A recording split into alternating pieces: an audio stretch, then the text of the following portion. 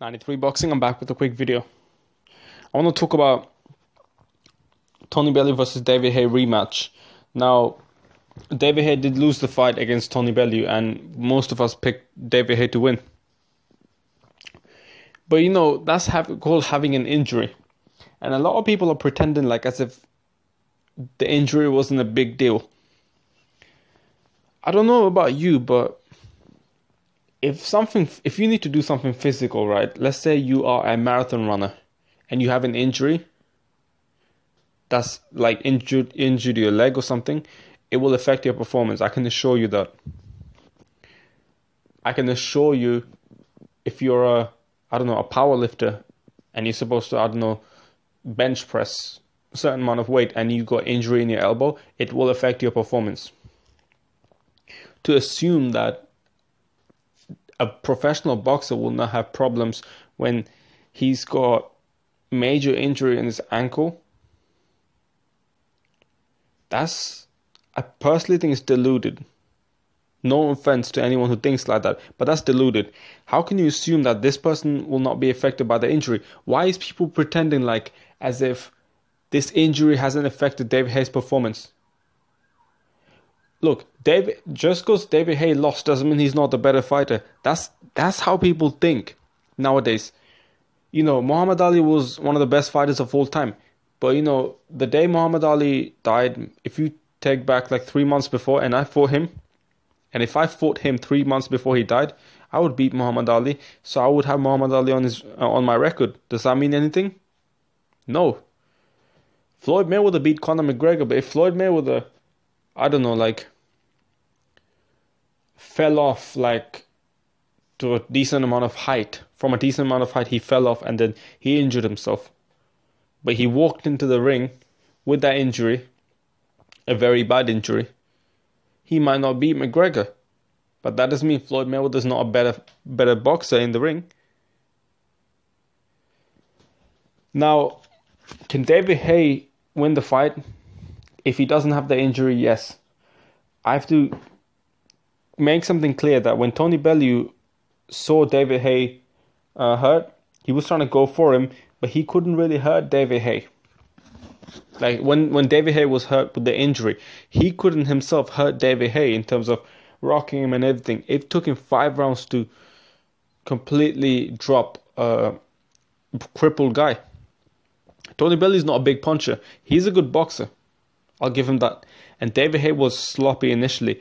But if David Haye's sharp, if he goes in sharp, he goes in, not strictly to get a knockout, but strictly to win the fight, I think he win, and the knockout will come. David Haye was hurting Tony Bellew worse than Tony Bellew was hurting David Haye, and David Haye had one leg. If you never threw a punch in your life, you might not know what I'm talking about, and you might not know why I'm praising David Haye. Think about this. Throw a punch with your full technique and everything. You need your legs. You need both of your legs. Otherwise, the punching power will not be as much. David Haye, despite not having both of his legs ready and in good condition, he was still hurting Tony Bellew. And Tony Bellew was not able to hurt David Haye. Keep in mind, with one fucked up leg and one regular leg, it's not easy to catch your balance. So think about it, right? If David Haye comes in shape, if David Haye comes even if his injury is not even if he has an injury and it's not as bad as that, it'd be fine. It'd be fine. I really hope the injury is over. Tony Bellew's getting way too much credit for doing nothing. Look at all this, right? Tony Bellew hasn't really beat anyone apart from David Haye. And to me, that's not I don't give a shit if you beat him, David Haye, like that, because we saw what happened that night. And now Sky Sports is presenting this guy as if this guy is some next level.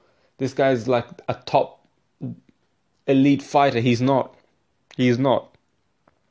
They put Tony Bellew as like a buffer or as like a interference for the Deontay Wilder versus Anthony Joshua fight, when Eddie Hearn's saying, Bellew might fight Wilder, blah blah blah.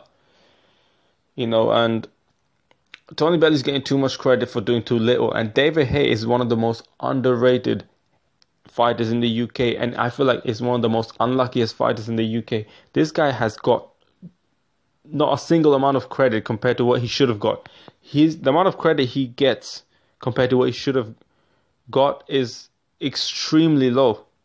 Extremely low. This guy is one of the most underappreciated fighters in the UK, if not the most underappreciated fighter in the UK. And, with the toe injury against Klitschko, the toe injury does affect you, man. Like, stop pretending like it doesn't.